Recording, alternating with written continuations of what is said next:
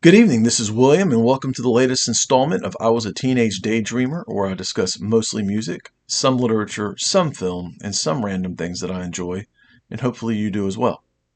Tonight I'm battling not only technical difficulties, but I've got a bit of a cold, so I'm going to try to breeze through this as quickly as possible for all our sakes. But I did want to get this one out there today because it is the anniversary of this album's release. This is an All You Need Is One installment, and I'll just dive right in and say that it is the debut album from Sting, The Dream of the Blue Turtles, 1985, June 17th, 1985. So 40 years old today. And I also learned today through some of my music social media platforms that the Police's fifth and final album, Synchronicity, came out on June 17th, 1983. Whether that was by design or by happenstance, I don't know, but pretty cool either way. And of course, the Police did a huge world tour to support Synchronicity throughout 1984. Live at the Omni in Atlanta is a video I remember seeing on MTV a lot. Very spirited and fun performance. And then Sting did some forays into acting, most notably David Lynch's adaptation of Frank Hebert's Dune. And Sting did a fine job. Looked really great in it. A little intense, maybe a little over the top, which is what David Lynch is all about. And, sometime at that point, he started working on his first solo album as he'd left the Police rather acrimoniously, especially with Stuart Copeland. And I did some research on this, just reading up on the album, because I don't think I ever had before. And at first he was going to go into like an electro-funk direction and actually did some sessions. I don't really know much about it beyond that, but I'm certainly going to try to track it down and listen to it at least once. But then he scrapped that idea and went in a more jazz direction, which was his initial love as a kid growing up.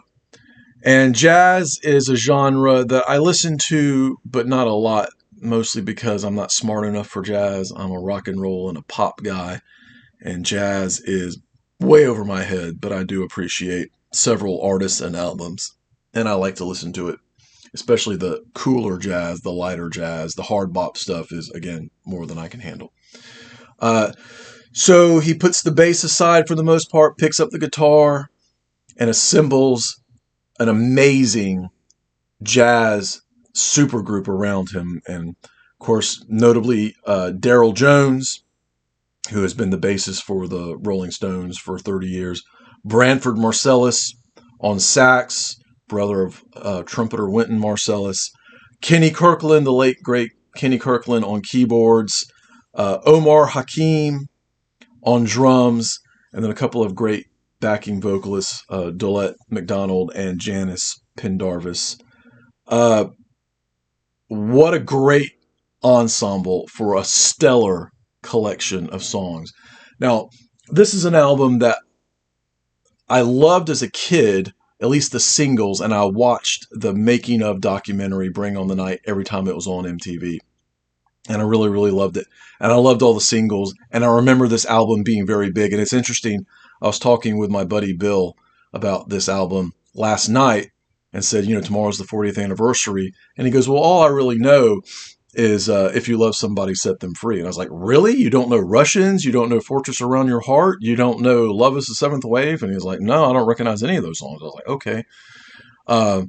But I very much remember MTV being all about these songs, all about this album. Again, that making of video Bring on the Night, which is a fantastic soundtrack as well. And I was very just enthralled by everything he was doing. And I was older when I actually got the album, probably in college when I finally picked it up for the first time. But I'd heard it many, many, many times before then, but when I got my own copy. And then as I got older, I listened to it less. And probably about 10 years ago, I listened to it again for the first time in a long time. And I thought it was rather dated. But then when I listened to it here in the past several days, I think it sounds fresh. I think it's a very unique album, not just for Sting, but for any artist. Again, jazz is not my forte, but I love jazz infused type music, especially pop, especially accessible songs. And again, these are brilliant songs, brilliant arrangements, brilliant uh, musicians, and Sting is at the top of his game. So just uh, song for song, if you love somebody, set them free. What a fun, great song. He is definitely moving more into adult contemporary at this point. I mean, he's in his mid 30s by now. Uh, but he's still got an eye on what's cool out there. And he's trying to I think he was trying to use his popularity to open up his fans' eyes to like world music. Again, he was doing that with Synchronicity and Walking in Your Footsteps and things like that. But also, he's setting a political stage. There's a lot of political songs on here. Um, Russians being one of them. Again, the Cold War uh, raging hot, if you will, in 1985. And yeah, again, 10 or 15 years ago, that song didn't seem like so much of a threat. But in today's modern times, with everything going on in the world and with Russia and Ukraine and all that stuff, it seems poignant again. Of course, right before that, you have Love is the Seventh Wave. Got a great calypso feel. The backing vocals are fantastic. It's just got a really great vibe. Children's Crusade, about those lost in the First World War, an entire generation wiped out, and even if they survived, uh, just the PTSD, the shell shock as they called it back then, their young lives destroyed. Many of them became addicted to opium to cope with the horrors that they dealt with. Very somber, sad song. Got a slight medieval motif to it. And of course, it references the Children's Crusade from I think it was the Fourth Crusade. That was a bunch of kids going to try and retake the Holy Land. Shadows in the Rain, of course, a classic Police song from Zenyatta Mondatta. It gives it a upbeat, jazzy, freeform workout. What key is this in? And they don't know. He just starts going, and they just bring it. They bring it out. I mean, Branford Marsalis on the sax brings everything to life. We Work the Black Seam about British coal miner strikes in the mid '80s. Beautiful, beautiful melody. I mean, haunting. Well, and again, the backing vocals, and I remember them in the making of this album and on this song, him working with the backing vocalists and how they really made it come together. Consider Me Gone, bit of a probably the weakest song on here, maybe a bit of a jazz, just kind of knockoff type thing. It's fine. Dream of the Blue Turtles is just a quick little instrumental fusion piece. Doesn't linger around long enough to become too much. Gives you a nice hint of what these guys can really do. Moon Over Bourbon Street. I used to like it a lot more when I was younger. It's based on Anne Rice's Vampire Lestat. I've never read any of those books, but I'm, of course, very familiar with it. It's got a creepy, Bourbon Street jazz type vibe. And then the beautiful, brilliant, fantastic Fortress Around Your Heart, the first song I heard of him solo. Great, great video. I believe it's about his first marriage falling apart, but just, the trials and travails of a lot of relationships, especially when they're going through a tough time. And again, even though there's a couple tracks on here that are weaker, even though, yes, it might be slightly dated, I think this album is so unique for Sting, for anybody else. Nobody else ever sounded like this again, this fresh, this vibrant. I think this is if it's not a 5-star, it's a strong 4.5, and it's reaching heavy for the 5-star. I want to listen to it more and see how I feel about it. Maybe step away from it, listen to it again, see how I feel about it. But, after that, of course, he went on to dominate the rest of the 80s and the 90s.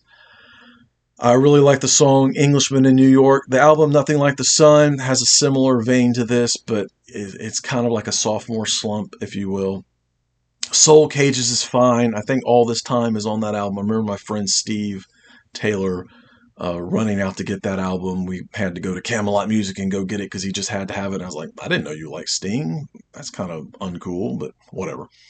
And then, After that, Fields of Gold is a nice song, but it's kind of corny and cheesy. And that one about the Desert Rose, oh, sick to death of that.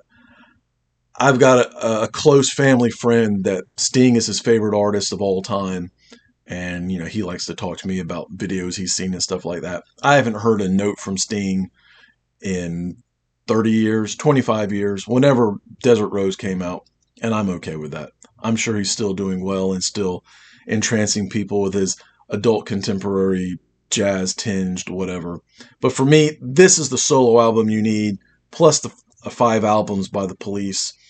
I've gone on longer than I meant to, but let me know what you think about Sting, specifically The Dream of the Blue Turtles. Let me know if there's another album or song out there by him that said, no, you need to check that out. Tin Sumner's Tales is amazing. Whatever. Click like, click subscribe, but most importantly, keep doing what you love. Thanks.